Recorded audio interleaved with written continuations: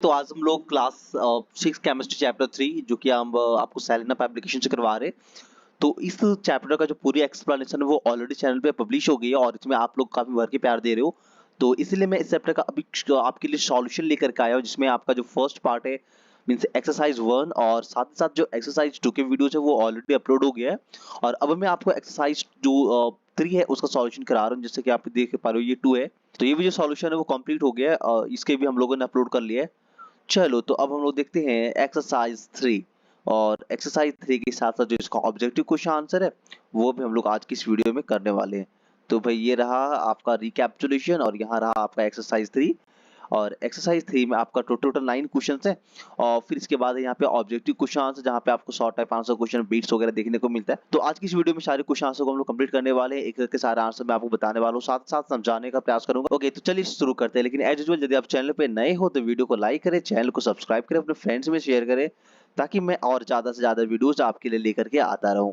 तो चलिए शुरू करते हैं। फर्स्ट जो क्वेश्चन है वो है state the 3 effects of heat on matter. First question काफी इंपॉर्टेंट क्वेश्चन है और इस क्वेश्चन में कहा गया है कि आपको 3 इफेक्ट्स बतानी है, 3 effects of heat on matter. तो चलिए देखते हैं इसका आंसर क्या हो जाएगा। तो इस क्वेश्चन का आंसर हो जाएगा when a substance is heated it can cause first interconversion of states of matter, second में thermal expansion of the substance and third is chemical change. तो ये था आपका 3 effects of heat on matter.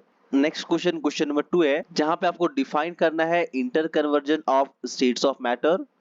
और second question है कि what are the two condition for the interconversion of states of matter. First में define करनी है और सेकेंड में 2 कंडीशन बतानी है interconversion of states of matter का। तो इस क्वेश्चन का आंसर हो जाएगा फर्स्ट का the process by which matter changes from one state to another. मतलब वो प्रोसेस जिसपे मैटर एक स्टेट से चेंज होके दूसरे स्टेट में पहुंच जाता है and back to original state, और फिर वापस सेकेंड से पहले वाले स्टेट में जहां से स्टार्ट हुआ उसमें पहुंच जाए without any change in its chemical composition. तो हम उसे कहते हैं interconversion of states of matter. Second का आंसर हो जाएगा two conditions of interconversion of states of matter are first में चेंज इन टेम्परेचर और सेकेंड बाय अप्लाइंग प्रेशर। तो इंटर कन्वर्जन करने के लिए 2 कंडीशन क्या क्या है, टेम्परेचर और प्रेशर। यदि आप टेम्परेचर को बढ़ाते घटाते हो या फिर प्रेशर को आप बढ़ाते घटाते हो तो जो आपका इंटर कन्वर्जन है वो होता है। नेक्स्ट क्वेश्चन नंबर 3, और क्वेश्चन नंबर 3 में डिफाइन द फॉलोइंग टर्म्स। बहुत सारे टर्म्स है, वन बाय वन सभी को डिफाइन करने, जहाँ पे फर्स्ट में फ्यूजन, सेकेंड आपका है vaporisation, third is condensation, fourth में सब्लिमेशन, ई में है diffusion, melting point, boiling point and liquefaction. तो चलिए वन बाय वन सभी की डेफिनेशन देखते हैं। जो हमें डिफाइन करनी है वो है आपका फ्यूजन। तो फ्यूजन बेसिकली एक प्रोसेस है, the heating process by which a solid changes into liquid state is called fusion. Fusion basically एक प्रोसेस है जहां पे हम सब्सटेंसेस को हीट करने के बाद उसे सॉलिड से लिक्विड बना देते हैं। इसे आप मेल्टिंग भी कह सकते हो। Fusion is also known as melting, तो फ्यूजन को आप मेल्टिंग से समझ लेते हो। नेक्स्ट है वेपराइजेशन। तो वेपराइजेशन का आंसर हो जाएगा the heating process by which a liquid changes into its vapor state is called vaporization। मतलब अब यहाँ पे क्या हो रहा है, लिक्विड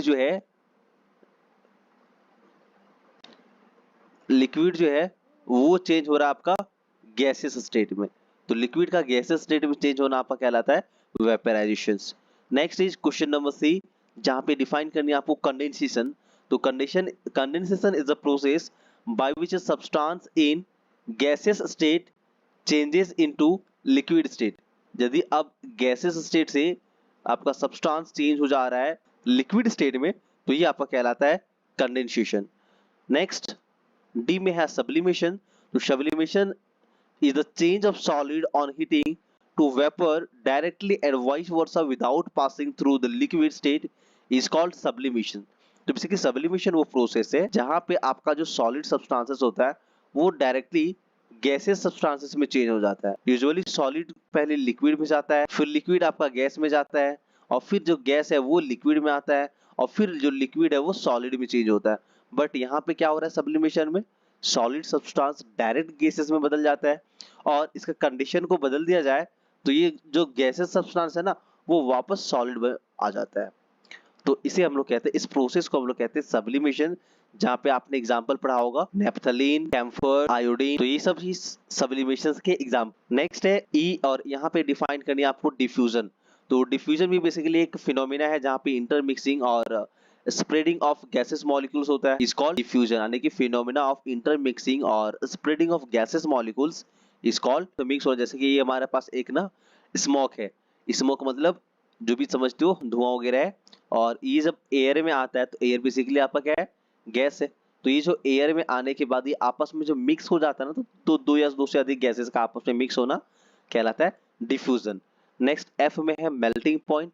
तो melting point basically a fixed temperature at which solid changes into liquid at a given pressure is called melting point. Melting point basically वो टेम्परेचर है जहां पे आपका सॉलिड जो है वो चेंज होने लगता है liquid state. The temperature remains constant as long as the conversion is going on. और उसके बाद जब तक लिक्विड आप सॉलिड आपका लिक्विड में चेंज नहीं हो जाता, तब तक जो इसका टेम्परेचर है वो आपका कांस्टेंट रहता है। तो इसे हम लोग कहते, इस टेम्परेचर को कहते हैं हम लोग melting point. Next is boiling point. उसी तरह से बॉइलिंग पॉइंट है, बॉइलिंग पॉइंट का भी एक बॉइलिंग पॉइंट भी एक फिक्स टेम्परेचर है जहाँ पे लिक्विड जो है वो चेंज होना स्टार्ट होता है गैसेस स्टेट, माने ये बॉइल करने लगता है, तो इसलिए इसे कहते हैं हम लोग बॉइलिंग पॉइंट। और ये जो टेम्परेचर है वो तब तक कांस्टेंट रहता है, मतलब कि चेंज नहीं होता जब तक कि सारा जो लिक्विड है वो गैसेस स्टेट में चेंज नहीं हो जाए। तो इसका ये था आपका आंसर, इसे आप लिख सकते हो। आप चाहो तो स्क्रीनशॉट लेकर के नोट कर लेना, या फिर वीडियो को पॉज करके साथ ही साथ आप क्वेश्चंस के आंसर जो है वो कॉपी में अपने नोट कर सकते हो और लर्न भी कर सकते हो। नेक्स्ट एंड लास्ट है लिक्विफैक्शन। लिक्विफैक्शन बेसिकली चेंज है, change of vapour on cooling to liquid. Liquefaction भी आपका एक प्रोसेस है जहाँ पे वेपर जो है वो चेंज होता है लिक्विड स्टेट में, इज कॉल्ड लिक्विफैक्शन। यहाँ पे क्या हो रहा है, जो वेपर है यानी कि जो गैसेस स्टेट है ना, वो आपका चेंज हो जा रहा है लिक्विड स्टेट में। तो वेपर का चेंज होना लिक्विड स्टेट में ये कहलाता है आपका लिक्विफैक्शन।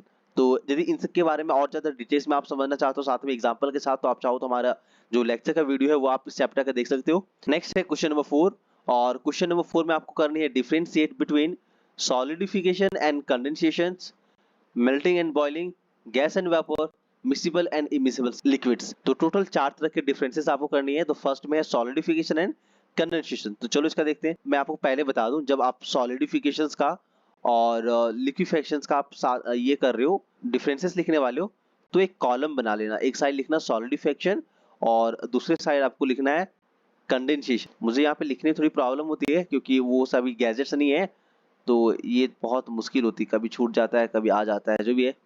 तो ये आपका सॉलिडिफिकेशन और कंडेंसेशन इस तरह से कॉलम बना लेना, और जो भी चीजें सॉलिडिफिकेशन में लिखी पड़ी है तो ये फर्स्ट पॉइंट और सेकंड पॉइंट बना के लिख लो, उसी तरह कंडेंसेशन में एक पॉइंट और सेकंड पॉइंट बना के लिख लेना। तो मैं आपको बस सॉलिडिफिकेशन का आंसर बता देता हूँ। तो इसका आंसर है the process of changing liquid into solid state by cooling is known as solidification. मतलब वाटर का आइस में चेंज होना ये कहलाता है आपका सॉलिडिफिकेशन। तो आप इसे क्या करना, तो फर्स्ट पॉइंट में डेफिनेशन लिख दो, सेकंड पॉइंट में इसका एग्जांपल लिख लेना।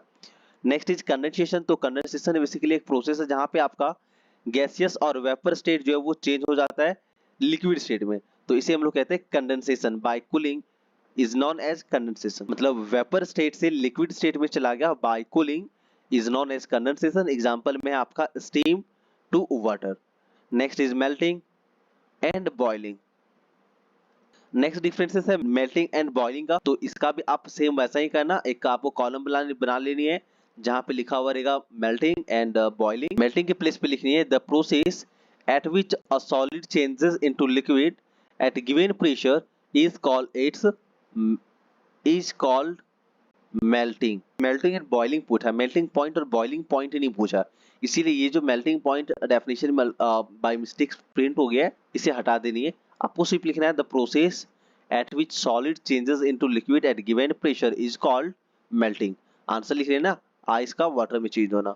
उसी तरह से बॉइलिंग है, यहाँ पे भी आप ये इसको हटा दो, इसके प्लेस पे लिखना the process at which liquid start changing into gaseous state is called boiling। Example भी लिख लेना, वाटर का चेंज होता है स्टीम में। नेक्स्ट क्वेश्चन नंबर सी है गैस एंड वेपर।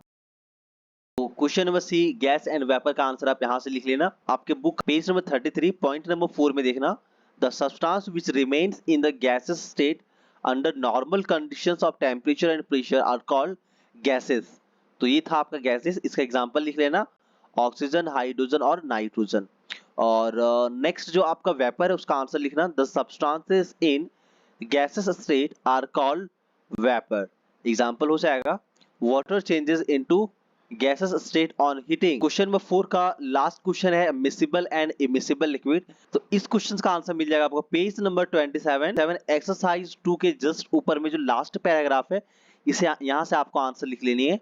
आपको आंसर लिखनी है liquids which mix with each other are called miscible liquid. Example हो जाएगा वाटर एंड एल्कोहल। और नेक्स्ट साइड लिखना है liquids which do not mix with each other are called immiscible liquid।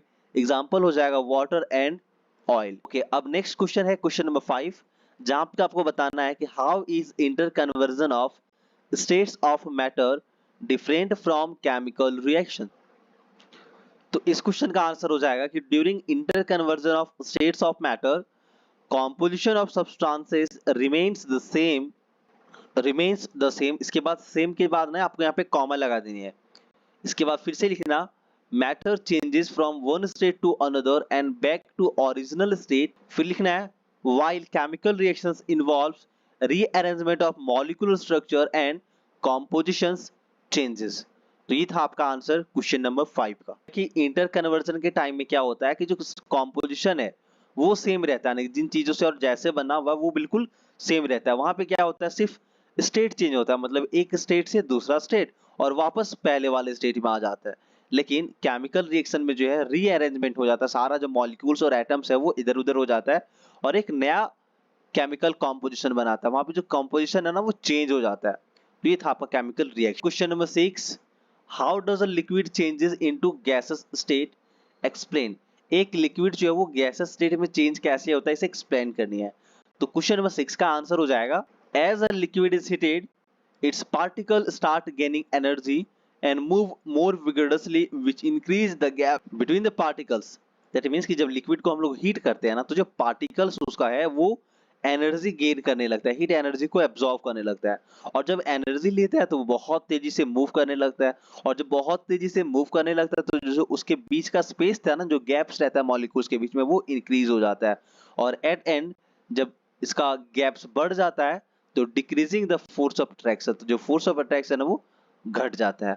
Ultimately a liquid changes into liquid state और finally जो liquid है वो आपका गैसेस स्टेट में चेंज हो जाता है। चलिए, तो ये था आपका क्वेश्चन नंबर 6।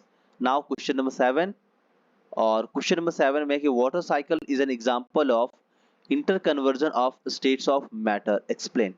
ओके, तो क्वेश्चन नंबर 7 का आंसर आपको यहाँ से लिख लेना है। ये जो मैंने आपको येलो कलर से करा हुआ है इसे आपको नहीं लिखनी है।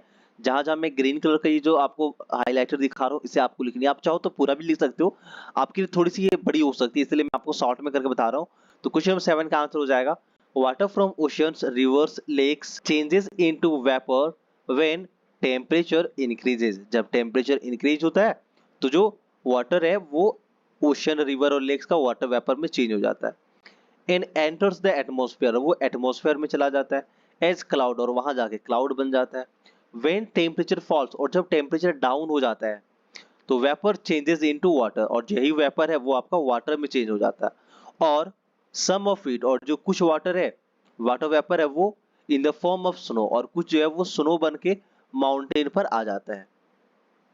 एंड दिस कंटिन्यूज, और ये जो प्रोसेस है वो चलता रहता है, वाटर बना, स्नोफॉल बना और फिर से वो जो लेक्स और रिवर में पहुंच गया और वहां से फिर से ये वही प्रोसेस स्टार्ट हो जाता है।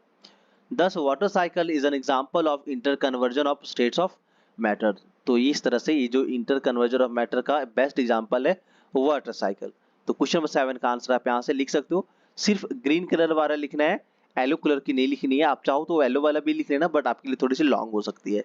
चलिए नेक्स्ट क्वेश्चन देखते हैं। What happens to a metal ball when it is heated, what does this show. एक मेटल बॉल के साथ क्या होगा जब इसे हम लोग हीट करते हैं। तो इस क्वेश्चन का आंसर हो जाएगा कि a metal ball is a solid in the state when it is heated there is an increase in volume. On heating, the intermolecular force of attraction weakens as the molecules vibrate in fast movement and the intermolecular space between molecules also increases।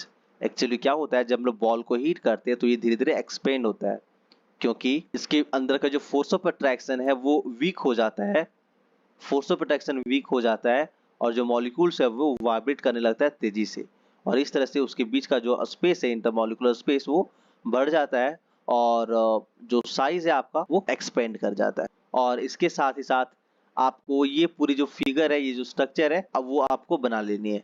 Next and last है question number 9, why does a candle become smaller on burning with time? Candle जब burn हो रहा होता है ना, जल रहा होता है, तो वो धीरे धीरे उसका साइज स्मॉल क्यों होने लगता है? क्वेश्चन नंबर 9 का आंसर आप यहाँ से लिख सकते हो, on heating candle wax melts then turns into vapour. पहले मेल्ट होता है फिर वेपर में चेंज होता है, विच रिएक्ट्स विद एयर, और फिर वो एयर से रिएक्ट करता है to produce two new substances, carbon dioxide and water. और फिर नीचे ये आपको फिगर बना लेनी है कि यहाँ पे देखो बर्निंग कैंडल है, यहाँ पे बर्न हो रहा है, फिर जाके वैक्स का फॉर्मेशन होता है, और ये वैक्स जो वो फिर से हीट हो जाता है और एयर के साथ रिएक्ट करके carbon dioxide and water vapour का फॉर्मेशन करता है। लास्ट में लिख सकते हो कि therefore a candle on burning becomes smaller and smaller and the part of wax which has undergone chemical change cannot be recovered। तो ये था क्वेश्चन नंबर 9 का आंसर। और इस तरह से जो आपका एक्सरसाइज 3 था लॉन्ग टाइप क्वेश्चन आंसर वो सारा कंप्लीट हो गया। और अब इसके बाद से स्टार्ट हो जाता है ऑब्जेक्टिव टाइप क्वेश्चंस।